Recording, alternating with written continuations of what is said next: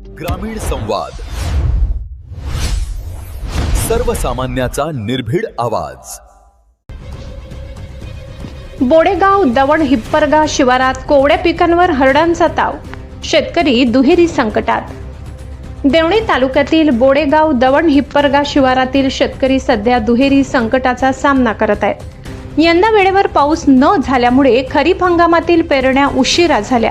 त्यानंतर नुकतीच उगवलेली सोयाबीन, तूर, मूग, उडीद आदी पिके जोमाने वाढू लागली असतानाच हरणांच्या कडपांनी शेतात घुसून कोवड्या पिकांवर ताव मारण्यास सुरुवात केली आहे।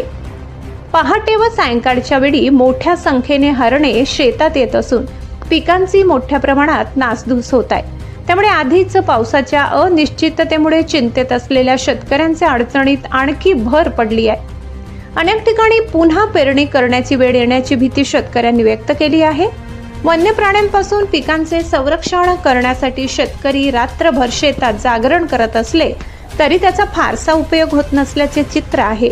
संबंधित वन विभागाने तातडीने या भागाची पाहणी करून हरणांचा बंदोबस्त करावा, पिकांचे संरक्षण करण्यासाठी आवश्यक उपाययोजना कराव्यात, तसेच नुकसानग्रस्त शेतकऱ्यांना योग्य नुकसान भरपाई द्यावी अशी मागणी परिसरातील शेतकऱ्यांकडून होत आहे।